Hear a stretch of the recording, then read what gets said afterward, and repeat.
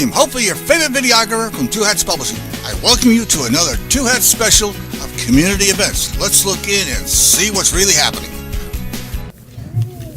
Let's hear it for candidates. Let's hear it for taking off your apron. In my line of work, it's the best part of my job. So, I'm a caterer, and I have the greatest opportunity of feeding you, but that made you sleepy. So now, I'm supposed to wake you up, and I've got a story to tell you. So, about like a year and a half ago, I was surfing around online, and I found out about this Bernie website that had a brand new event tool, and I started putting up events on it. It was super fun, and I kept seeing this crazy guy with the craziest events, like, let's go to Walmart and have a sign making party the night before. 30 people at a sign making party, 100 people RSVP to his Walmart event. And he's just standing out in front of Walmart holding a sign that's become infamous in the Bernie campaign that has the face cut out of it, and you get to be Bernie with the glasses, and it's so cute. And if you haven't seen it, just ask me, because I have over 1,000 pictures of people with Bernie faces, and it's amazing. It's the most amazing gift I ever got, other than all of you from Bernie. It was from Justin Snyder. And so the reason I'm here is an odd glitch in the way the agenda came out. I am here to introduce you to Justin. He is our next speaker. He's going to speak briefly about his experiences as a Bernie and why we're here today. And Justin is going to be a congressional candidate in District 6. I'm new to Texas, remember, I don't know all the numbers. We're very excited for him. So what we're going to do right now is we're going to show him what it's like to feel like a Bernie. And I don't know about you, but my favorite thing in Philly, Gary, was saying, Bernie, Bernie, every time they mentioned his name as loud as we could. So if everyone could do this with me now. Pretend that someone just said, and we thank Bernie Sanders for bringing so many people to the... Okay, now, everybody stand up and change it to Justin, and let's hear him talk. Justin!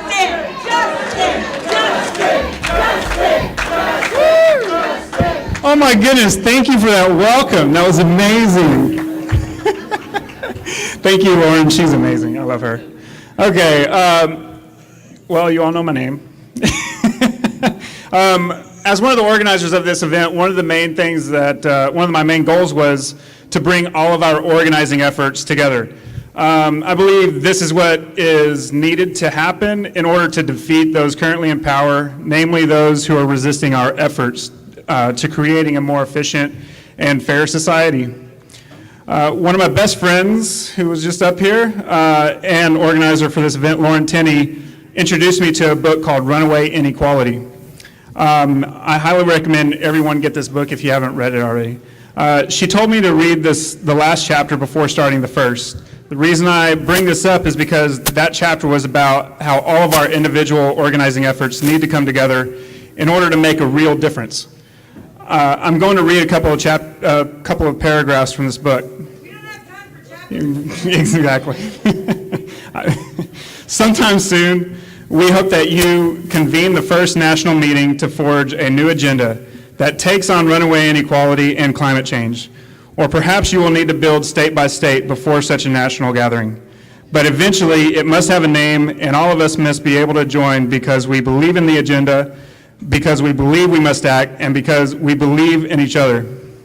We need you and your efforts badly because there's nothing in the economic universe that will automatically rescue us. There is no pendulum, no invisible political force that naturally will swing back towards economic fairness. Climate change is not going to heal itself. Either we wage a large-scale battle for economic, social, and environmental justice, or we will witness the continued deterioration of the world we inhabit. The arc of capitalism does not bend towards justice. We must bend it. I believe that this national meeting has already taken place. It took place in every city that Bernie Sanders visited throughout the primaries. It is moving on far beyond that. Bernie set the agenda, and he told us all who will be carrying it out. He told us this when he said, not us, not me, us. Bernie Sanders refers to this movement as our revolution. As those who have heard the message, it is our responsibility to carry it out. I urge everyone here today to pledge with me that we will fight to keep our next generation from asking the question, why is nobody doing anything about the injustices inflicted upon our society? We will not be teaching the next generation how to fight the fight, but instead we will be teaching them how to sustain our impending accomplishments as economic, social, environmental, and political revolutionaries. We will not leave this fight for a generation who will already be struggling with an environmental crisis. I believe this gathering today will provide you with most, if not all, of the tools and information to continue the revolution that Bernie began. By showing up today, you have all answered the call. The next step is to take this effort to your community and build up your local base. So let's stay active, work together, because only as a whole will we ever bend the arc of capitalism towards justice. Thank you.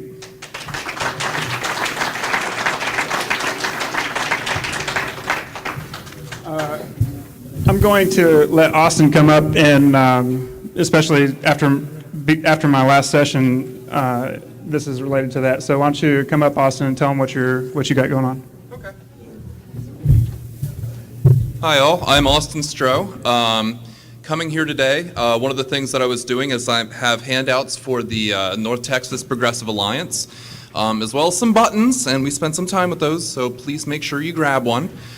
And one of the things that we are doing is we are creating a presence on YouTube where we're allowing people to introduce themselves and do fireside chats. Gordon would tell you right away, one of the things that you should go check out if you're interested in fireside chats is Jim Hightower, who was speaking earlier, apparently has some of the best ones out there. And one of the things that we ask of you is we want to build this up as a community, to not just have it a few people. So if you are running for office, if you are thinking of running for office, if you're considering it down the road, we would encourage you to let us know that. You can do that through the one of the signups back there. It also has a tiny URL as well as a QR code. Take that and just let us know that you want that presence. Additionally, we are currently trying to figure out how to get a communication network to be able to blast across a large area to go through all the organizations. So again, we are here for you. We are here to try to put progressive people in office.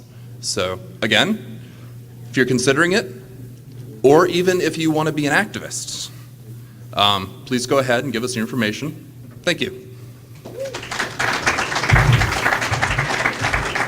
Thank you, Austin, for the work that y'all are doing. Now, with much pleasure, I now want to introduce to you the next session and guest speaker, who I consider to be a huge inspiration.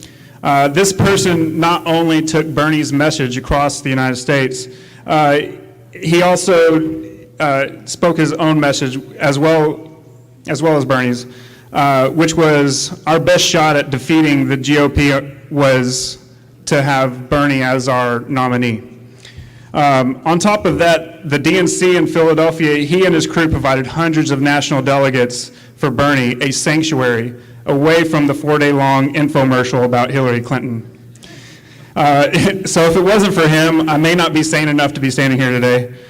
Please welcome Christian Hernandez, your moderator for Organizing a Revolution, and our guest speaker, Bruce Carter.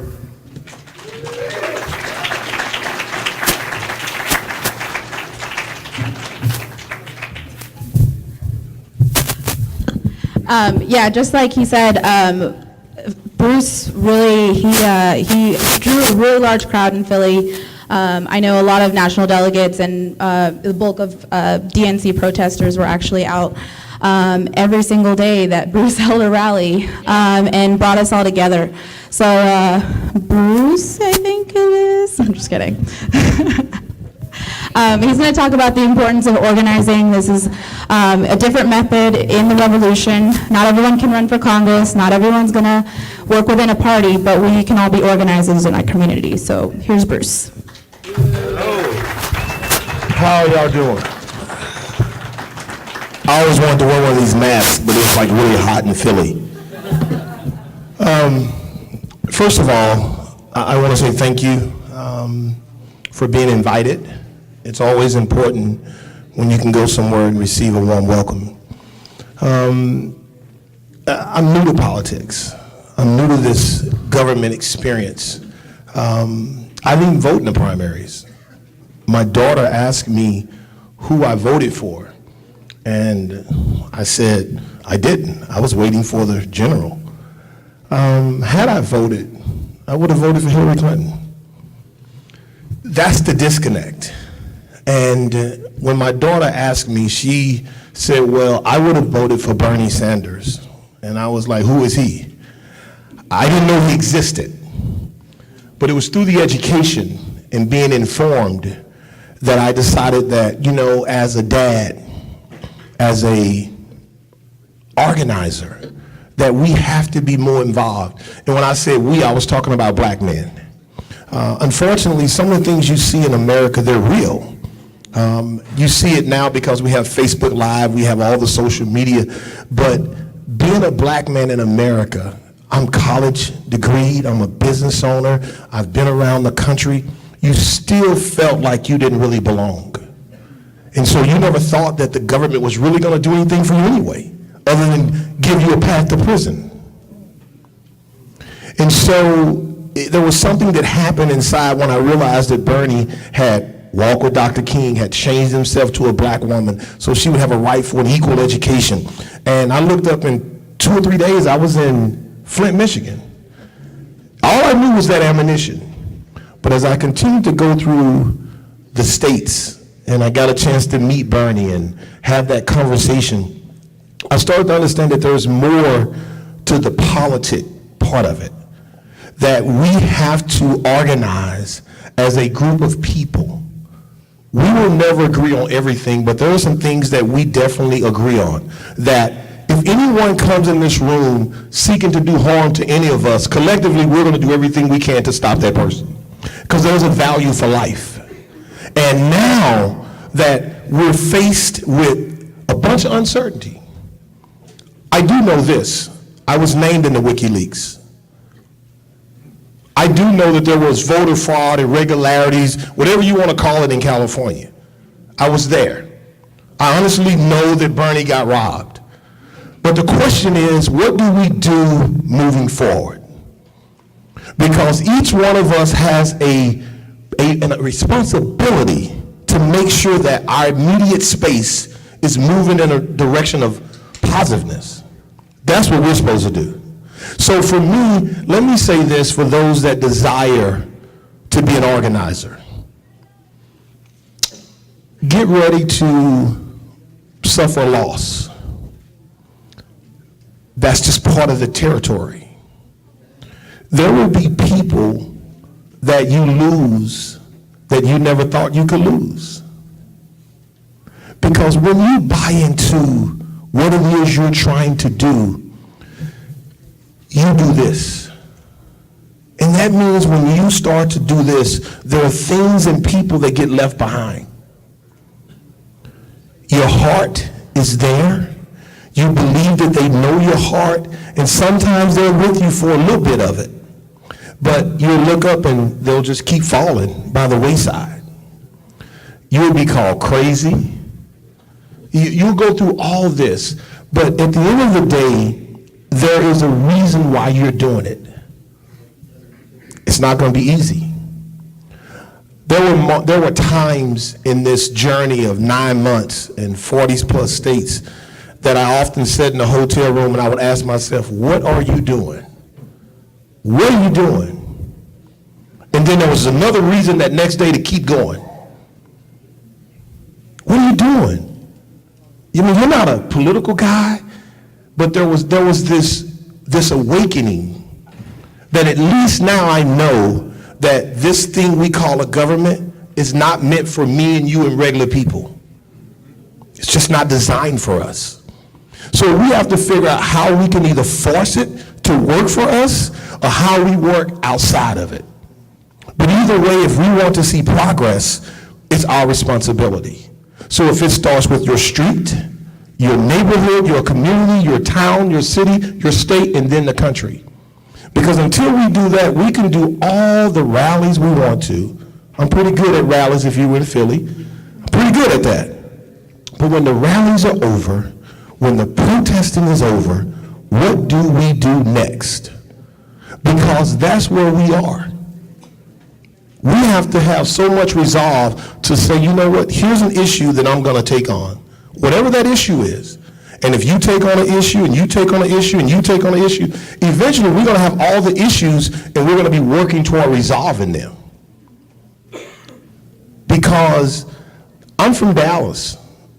I was in Philadelphia when the shooting of the police happened. It was sad. I've worked with some of the officers here in Dallas. But the question is, what took place for us to get to that point? It didn't just happen overnight.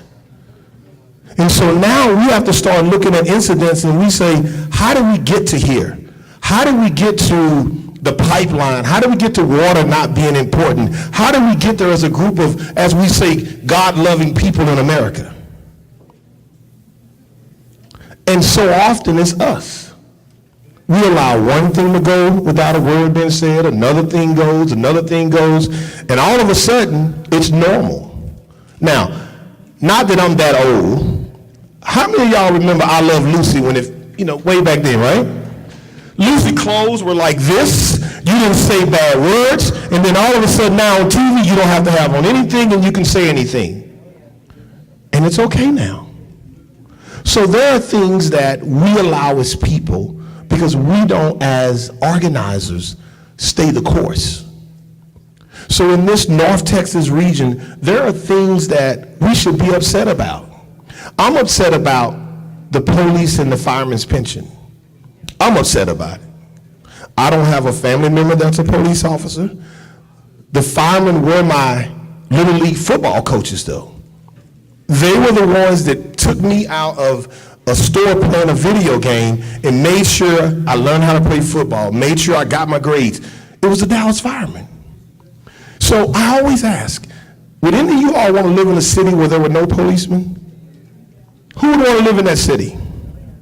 So that means I'm enraged that people that lay their lives on the line for us, that we don't treat them better. So there are so many things that while we talk about running for office, we sometimes got to run for our space because that's what's important. So the first thing about organizing for me is find the reason or purpose that you want to see end or be better. And then count the costs. I'm going to say this so when it happens, you don't feel like you were betrayed. It will cost you a lot. It may not cost you what it cost Dr. King. It may not cost you what it cost JFK. But there are people that have lost their lives for the cause. We often talk about slavery. We often talk about racism. But do you have any idea how many white people died fighting slavery? I believe more white people died than black people. Do you realize that? They were there fighting for the cause. They lost their lives. Because a lot of black people didn't have that courage to step out because they didn't know where they could go. So it was some people who could walk around as if they were free that had the ability to say, no, we can do this. I have somewhere for you to go. When Harriet Tubman was freeing slaves, it was people in the underground who were white. Black people didn't have nowhere for them to go. So to me, I don't allow race to ever be the dividing discard. It's who we are as people. If you love people, me and you're going to be all right. That's how easy it is. when you decide to organize, I promise you this. Who in here has never organized? You've never done anything that's close to organized? Raise your hand. Okay. You've never done anything close to organizing? No, raise your hand. Don't it's not like, what's that? Okay. So you've never done anything close to organizing. What is the one thing that when you look at TV that upsets you? Who? The media? Okay. The media? Donald Trump? Okay. Fox News? Ma'am? Corporatism? Okay. So here's my question. What are you going to do about that thing that bothers you? Because, okay, so let's do this. She said turn off the TV. If you don't like what's on TV, how do you make them change that? You turn it off. Because eventually if it's off, there's no commercial dollars, and then there's no revenue, and so now they're going to start showing things that you will watch. We're still in control. The problem is this. It's so hard to get a collective group to stay the course, to make those sacrifices. If somebody would have asked me 3 weeks ago, would you have done Black Men for Bernie? If you knew what you know now, and they probably would have to give me some time. Because there was a point 3-4 weeks ago, I would say I wouldn't have. It cost too much. It just cost. But then I would think about people like Martin Luther King children. It cost them everything. So there are discomforts in organizing. It's hard, it's tough. People will say they're going to be there, they're not going to be there. I mean, and then you're the only one that's fighting for it sometimes. And you're trying to benefit everybody in the room, but you're the only one that's going to pick the chairs up. Everybody else just walks out. But here's the great thing about organizing. It's when you get those subtle victories. You start to see a little movement. That became the energy as Black Men for Bernie. We went to Michigan, ignorant to politics, little bit of ammunition. We had a wrapped vehicle with Bernie Sanders on it, chained to a black lady. That's all I knew. He was chained to this lady. You see what I'm saying? If he did this, and here's what happened. He was down double digits. He won. MSN said, Black Man for Bernie. I'm thinking like, guys, there's something to this. The experiences, the people that were met, and the sacrifices that I seen other people make were tremendous. I seen people lose businesses, lose relationships, lose the wealth they had. I seen them cry, I seen them stand, I seen them fight. And it wasn't until I got to Philadelphia that I really understood more about people. We did rallies that were scheduled prior to whatever happened. But that rallying space really became an outlet. It was hot. People stood 7-8 hours a day in the heat just to be together. All this activity's going over at the Wells Fargo Center. They're reporting nothing that's going on in the center of the city. They're not reporting any of the protesting. It's like everything's great. Everybody's happy. It's great kumbaya. Everybody's going to follow behind Hillary. You just got to see this great thing that's going on. That's what they told the world. But it was so different. There were people laughing, there were people crying, there were people hugging, there were people trying to figure it out. And I think the people that gained my respect at that moment were the delegates. See, they had to figure out, do I endure what's going on, or do I come, how far do I go? because I have a responsibility. And you could see some of the agonizing, tormenting things they had to go through because they were telling, they had some sense, we're going to do this, we're going to stand together. And when they would get inside, they wouldn't do anything. Some would turn their credentials in. Some would say, if you do this, you could never do this again. I think about the people that raised millions of dollars for nothing. There were millions of dollars that was placed in good faith that never had a chance. So now, what we all get a chance to do is to organize for 2017 elections, for 2018, for 2020, taking what you learned in 2016. Because to me, 2016, it's a year in my life that I can never forget because it changed the course of my life. I understand this.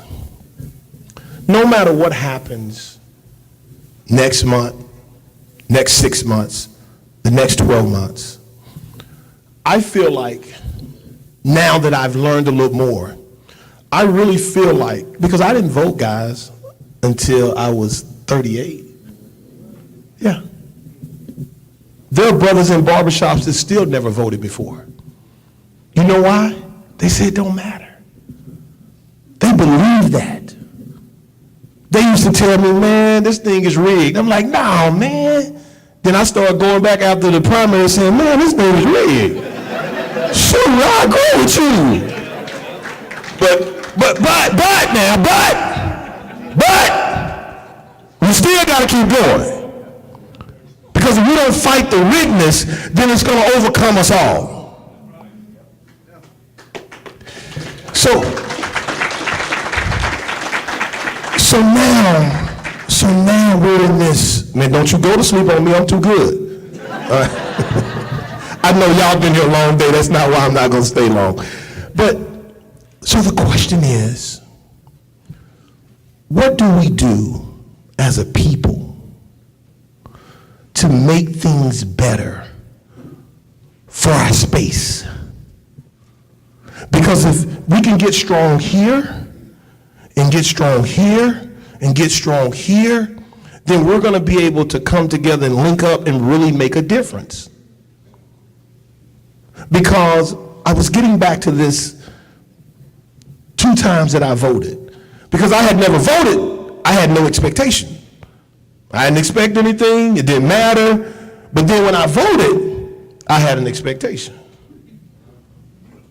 I mean, I wanted a return on my vote. So when I voted, I went out, I canvassed over in Oak Cliff and did all this for Eddie Bernie Johnson. And when President Obama won, everybody was crying and they were excited. And you know, I'm a businessman. You know, I was like writing down the things I wanted to happen in my community. And I took them to Eddie Bernie Johnson. I wrote President Obama. I ain't getting nothing, y'all. Not even a thank you. Oh, you got a picture. See, you got something. And so when 2016 came, the primaries, I was validated that it didn't matter. Now, I've said all that, but let me say this to you. It has to matter. Because the day you don't vote, you don't have a voice as an individual. I don't believe you even have a right to complain about the things that are broken. So I'm a firm believer that we must vote. But here's what we must do beyond the vote. We must have organized so strong that when we go to vote, we know that we have power as a group. So that means as you continue to talk about the 5th District Court of Appeals, there was a lady that ran for a judge a couple of years ago named Tanya Holt.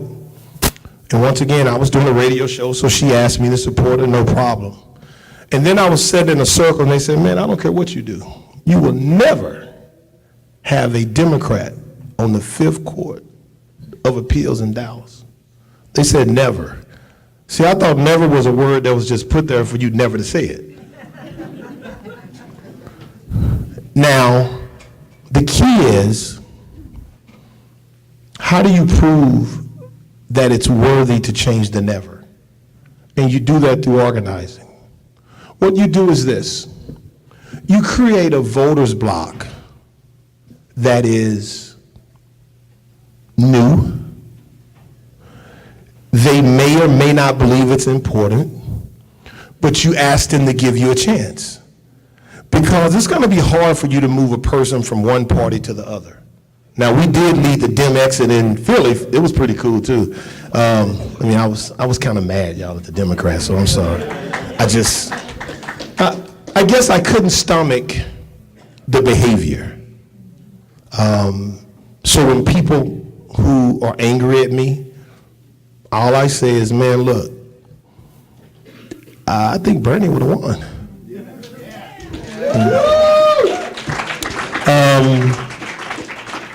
And understanding that any party or any group of people who come together as a small group and believe they have the right to dictate to the masses what should take place, I think there should always be the greatest fall, which is loss.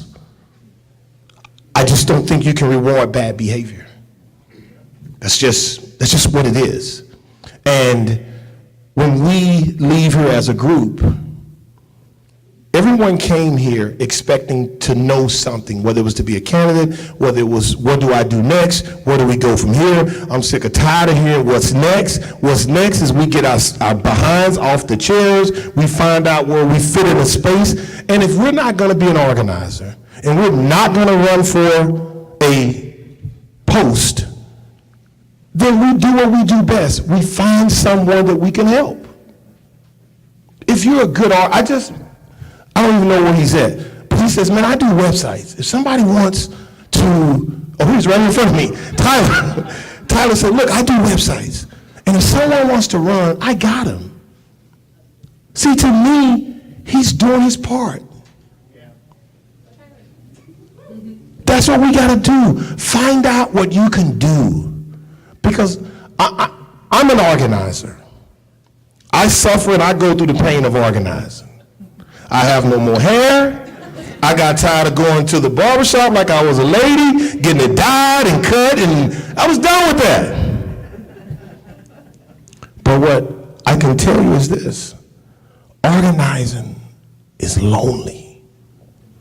It's hurtful. So you may not want to do that if you can't stand being lonely sometimes. If you can't stand crawling and curling up in the bed trying to figure out what's going on. Because when you go back out the next day, the people are applauding you and they're hugging you and they're taking pictures. And you go back to that hotel room and it's quiet. It's lonely. And then when all of that's over with, you have to go back to that family that you left behind. That's the tough part. Because see, at one point, the family was like this too. But then the realities of all the stuff of really being just a regular American kicks in. These individuals that was talking about being candidates, I don't think I want to run because I don't want to lose. I'm just being real. I don't want to lose. Because see, if you win, whatever you went through is going to be okay. But when you lose, who's ever ran for something and lost? Where you at? All right, I got to talk to y'all now. Okay. All right, what's your name, sweetie? Lisa. Lisa, what did you run for? I ran for student council president when I was a freshman in high school. Lisa, I'm talking about when you was grown. Girl, I'm talking about when you was grown. You was grown? Freshman, Yeah, see, Lisa's the one that the other lady said everybody got something in their background. She got something in her background for real. Okay, who ran for office? You were married and you lost, or you had a significant other. All right, what's your name, man? Why you got your name tag covered up? Michael, what did you run for? Okay, and you lost. Did you run a hard race? Did you lay it on the line? Where's your wife at? She's at home right now taking care of my kids. And she was cool with it? She was not. See, guys, I'm trying. So let me ask you this. Now, had you won, you would have to operate in the post and do the work. Do you think it would have took away some of the... JP's getting paid, y'all. So you would have been good? Okay. So... JP, seriously, they get money. They get money, y'all. Okay, so I was saying that to say this, because we all lose at some point in life. But what I was really saying is this. When if you decide to run a race or to organize to win. That means don't be lazy. Don't take shortcuts. Don't just pick somebody to pick somebody. Pick someone who's going to be challenging to you. Don't get someone who's not going to agree all the time. Because you want to win. See, when I started Black Men for Bern, I didn't know what I wanted, but I just know me. So when I went to Michigan, it's like all happened in 3 days, guys. It was crazy. When I got to Michigan, I was limited on what I could say because I didn't know much. I didn't know about mass incarceration. I didn't know about super predator. I thought that Bill Clinton was the first black president. I thought they was the best thing in the world. That's what I thought. So I never said anything about them. But it wasn't until I read the articles after that primary vote to where I started getting ammunition. And then when I got to Philadelphia, I got an education. And when I got educated in Philadelphia, I became another Hillary. And then I became like this, I was possessed. I really was.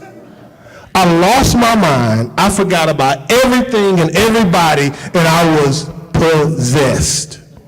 When the rallies were over with in Philadelphia, I stayed in Philly a month, didn't know what to do. In a hotel, wasting money, and I didn't know what to do. I was at the rallies for 8 hours a day. Voice was gone, and I was like, oh, I just don't know. Had to start writing and emailing people. Because it was, at that point, I didn't know what to do.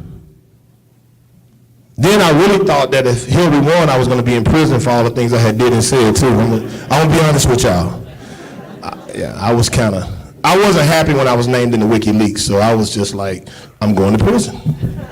Or I'm going to be dead. I don't know, something. But here's what I do want to say on a very, very serious note. There's enough stuff wrong in each one of our communities that if we all pick up the torch, and maybe you have to do it as a team. Maybe if you get really organized and you have 10 people, I tried to do the work of 100 people. Maybe that's why it was so difficult for me. Because I wanted to win, guys. After I left Michigan, I wanted to win again. I just like, we can do it. Then I started seeing the bad stuff in Philadelphia, the polling sites, and I was just like, this is crazy. So, out of all the bad things I told you about organizing, the great thing is this. You can truly make a difference. That's what's important. That's the end game. You can change some things in your immediate space. And who knows, guys? We talk about little bitty things, people putting a gun in their mouth, pulling the trigger. You could be the person to stop that. That's what we got to look at. How do I make a difference? Beyond all the political stuff, all this other stuff, how do I make a difference? And am I willing to do it for somebody else? A person I don't know, I may not ever see. Am I willing to do that? Because when you start to do that, your heart starts to feel great. That's the satisfaction.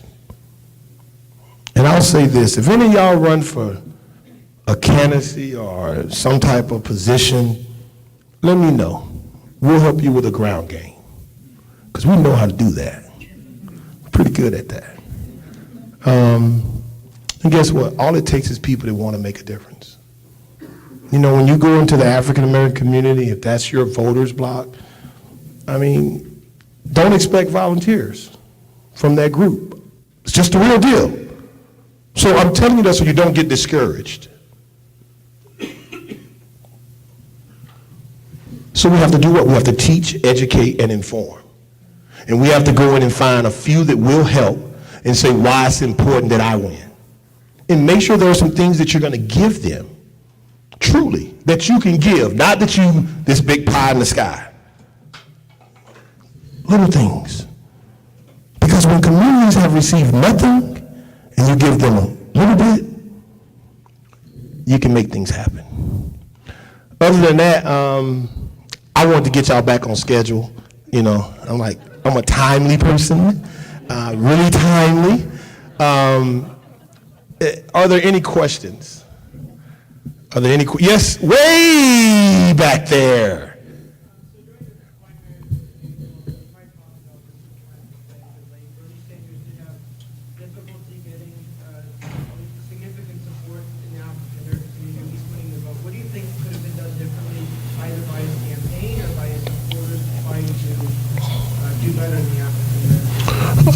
Well, what he could have done is invested in those communities. You know, and I've told Bernie this. Bernie had a very, very, very, very, very northeastern white campaign. That's just what he had.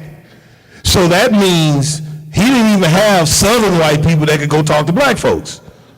He had people way up north who, I went to Vermont, by the way. It was about me and two other brothers when I got there, and Ben's from Ben and Jerry's.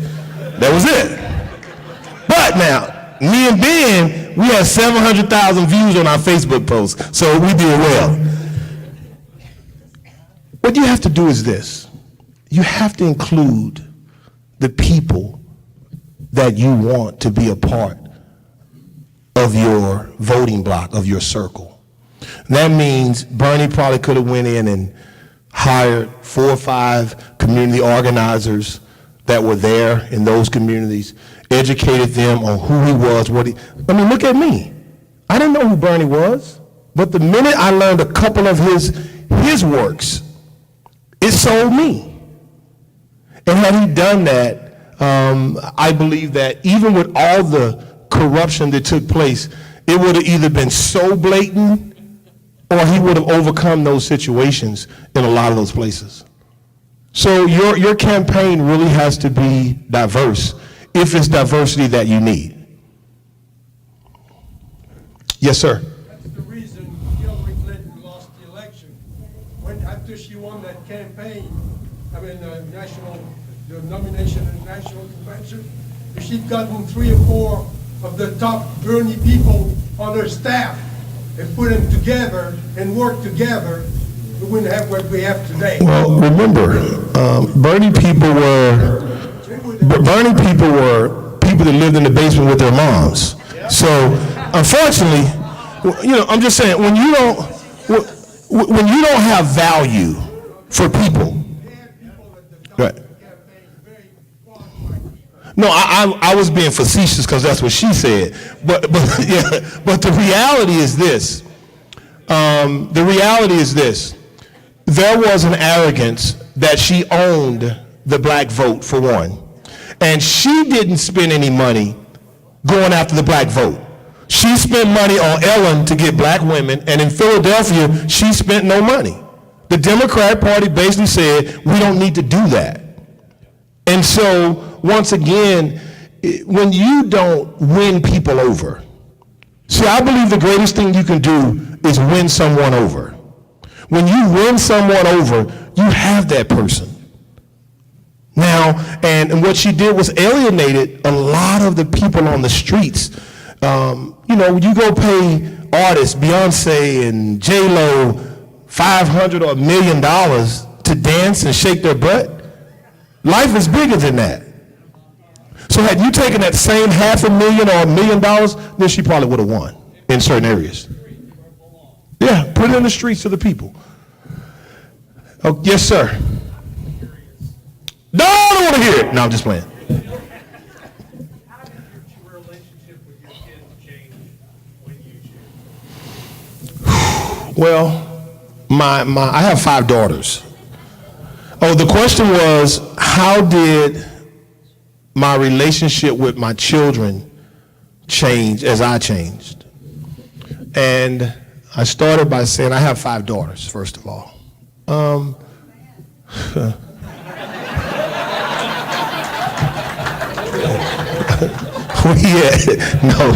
Blessed man, lucky, I don't know. My 14-year-old, and it's funny, I was having this conversation with her last night. At 14, I could go to her school prior to this and eat lunch and get a hug and a kiss leaving out. Now, you know, I'm not the hero right now. Let's say that. I'm not the hero. But what I learned is this. When you take a journey, and in the beginning of a journey, it's kind of difficult. It's not until you get to the end of the journey and there are great rewards that people can see it. So it's not even their job to understand right now. It's my job to understand where I am, where we're going, and that I need to get there. So by getting there, all that comes back. And one day somebody's going to say, you know, I just didn't see where you were trying to go. And because I got tired of trying to explain. I couldn't explain anymore. I just said, look, I wasn't a politician. I was doing good. My business was flourishing. And it was you. It was it was you that told me about this.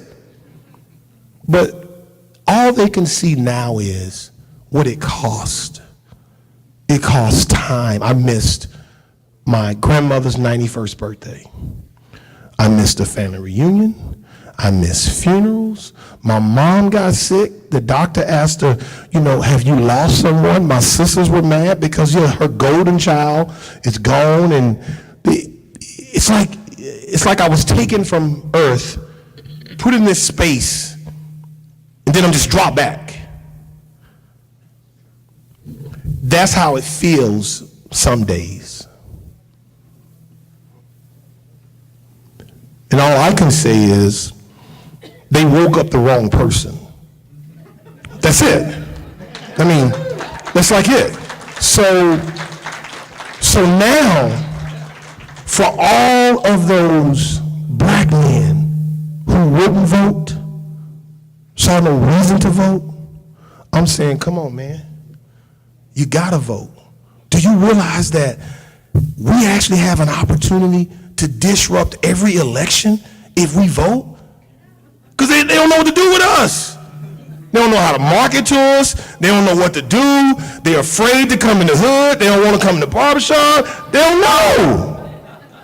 Do you realize the power that you're allowing to go by the wayside?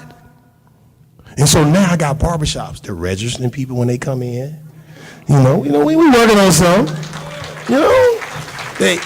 So my goal is, over the next 2 or 3 years, the way all of us celebrated when we got 21, I don't have to go no further. I want young black males to do that when they turn 18. Because unfortunately, there is a truth to, and a reason why young black men feel the way they feel. And it's not white people's fault, it's a system. Unfortunately, as a parent, when you don't make the sacrifices for your children, you made a decision, but you're not making the sacrifices. That's a problem.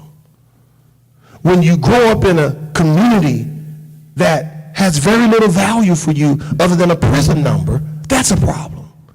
And now once you got a cycle going, that's a problem. There are children born every day by the mother. By the time she's 4 months pregnant, she hates the dad. But she's going to deliver that baby who is going to have little or no relationship with the dad. There's already a problem. You didn't cause that. You didn't cause that. So now, hopefully, as we start to work backwards, we can organize in our barbershops. We can talk to our young men about protection. You know, love yourself and love this baby that you don't need to bring into this world, and become more involved in the process. And so for me, I'm always organizing. I'm just trying to do it different.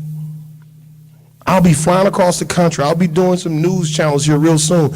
And I said, look, guys, here's what has to happen. I'm willing to do it, but I need to fly out, do what I got to do, and I need to fly back. Because I can't do a 9-month tour. I can't even afford to do a 1-week tour, right? Really, to be honest with you, I really can't afford to do a day tour. That's just how bad it is. Katie, wake up. So I got to mess with Katie. Because Katie have access into my house, y'all. Yeah, so Katie has access into my house. And so I'm saying that Katie's an organizer. Katie raised the money for delegates. You know what people would tell me? She was an organizer. And Katie was like, I'll do it by myself if I have to. Raise millions of dollars. You know what people would do? They would inbox me and say, you don't want to work with Katie because she's this. I said, Katie sounds like me. I better work with Katie. So, no, I think that if you can organize at least one time, but let me say this, do it in a comfortable space. Just one time. Even if it's for a family who's struggling in your community. Just organize putting together a furniture drive, whatever it might be. You'll learn from that. Because I'm not going to ever advise anyone to be an organizer to the point where you make the sacrifices, because it's tough. It's really tough. Regardless of what the rewards are, it's tough. So we got a lot of work to do. I am committed to the Dallas-Fort Worth Metroplex. That is my base. That is where I will serve out of. That is where I refuse to allow the poverty level of Dallas to soar at 43% when the population's growing at 8 and 9%. I refuse to have young adults in Dallas, Texas, the #1 poverty rate for young males and teenagers between the ages of 16 and 24. We can't do that. I mean, we're blessed not to have the issues that Chicago has, but eventually some of these things are going to catch up. So I'm here. I'm here in the Dallas-Fort Worth Metroplex every day, and I'm about changing these communities. So as you all prepare to organize, you prepare to run for office, personally, if there's anything I can do to assist you, to help you, contact us, and we do our best to show up. And once again, I just really appreciate you giving me the invite. I appreciate your attentiveness. I appreciate you hanging around. And, if there's any more questions? Okay, before I do that. Yes. Okay. The second thing I wanted to ask you is, what do you think you personally and Black people need out of their government? What do you need the government to do? Well, okay. The first thing I want from the government is to assist with responsibility. In other words, do not try to imprison Black people by giving just this much when you truly need this much. I would prefer that you make me earn this much, that way I can get there. So what has happened is, in so many instances, we have crippled people. And it's hard when you cripple people. So when you change that process and give me a real opportunity, because that's what we're lacking. And whether it's black, white, there's this misnomer that there's all these black people that are just dirt poor. Well, there's a lot of white people that are dirt poor in rural America. So that means I'm trying to figure out how we restore all the families, because if I can get this family better and that family better, to me, technically it doesn't matter whether they're black or white. I'm more focused on how I can help the people benefit from where the government should play a role if they're gonna play a role. That to me is more important. And black lives do matter, and I gotta tell black people every day that black lives matter, because black people are killing more black people than anybody else is killing more black people. You get what I'm saying? So it's like the race issue that we see on mainstream media is not the real issue. The real issue is the economic issue. So until we deal with the economics, then we're not dealing with anything.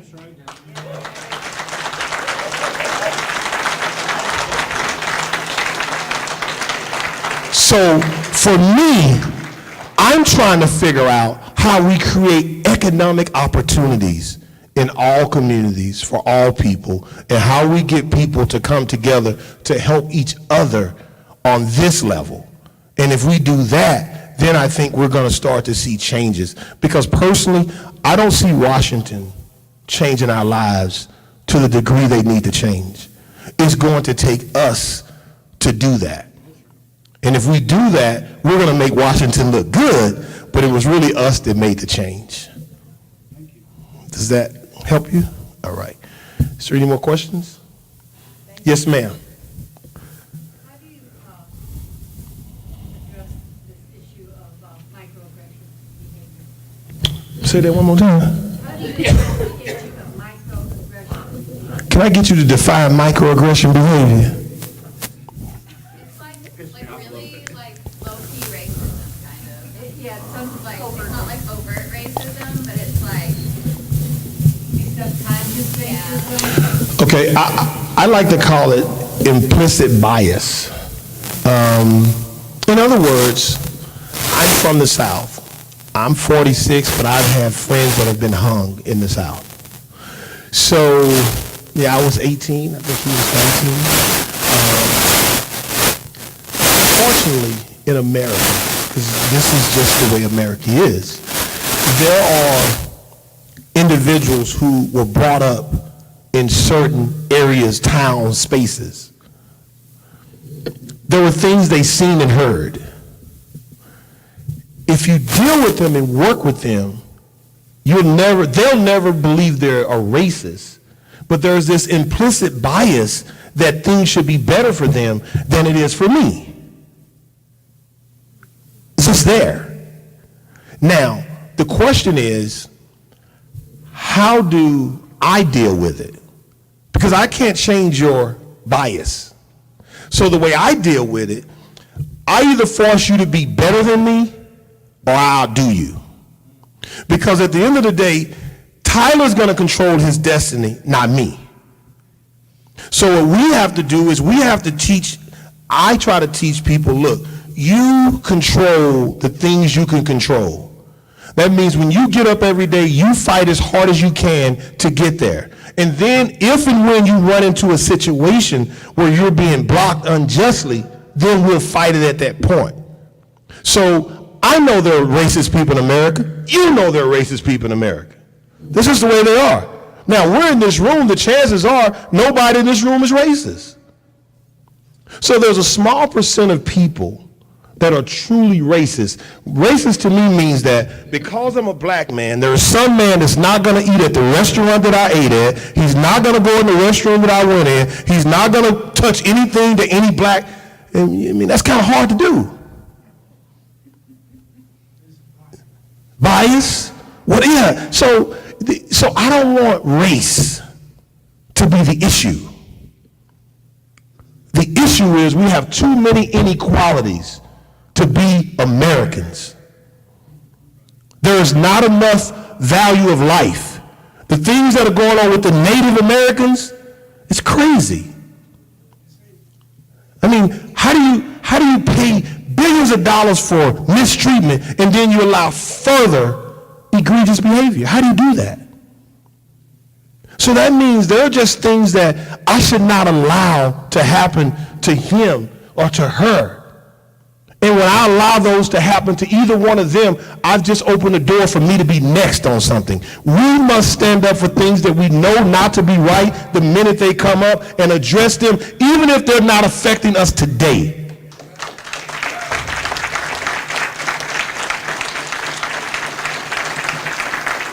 And the moment we start to do that, people start to say, you know what, I can't mistreat him because there is a mob of people that's going to come against me. And then we start to change the behavior. A lot of the stuff is bad behavior. And the root of it is money. So many of the things that take place is money. So at some point, as me and you, we have to do what we say we do. We always talk about how much we love people. How we love, how we love, how we love. We have to start exercising that. That's the only way you defeat a bully is the bully have to know if I mess with him, everybody in the classroom is going to jump on me. They won't be a bully. But we're so we take the smallest things and we allow them to divide us when we need to find the smallest things that make us stick together. I am committed to making sure that the lowest of lows, those that have been forgotten about, those that don't feel like they have value, at least they are approached. And, you know, we try to get them to be a part of this society. That may be all we can do. But we shouldn't have our veterans being treated the way they're treated. But it happens. I don't have the right to throw somebody away because they want to date this person. Who am I? We do away with people too long, too easy. And guess what? I can take no more questions. I just got this seat, this queue. I thought I was like under my time. No, listen. You all have been great. And hey, all I'm going to tell you is this. Do the best you could do at whatever you do, and I think it's going to be awesome. Thank you. This is William, hopefully your favorite videographer from Two Hats Publishing. I hope you enjoyed this video. If you like it, please leave comments below, or like, follow, or subscribe to us and get notices of all our videos. We love it, even when you call.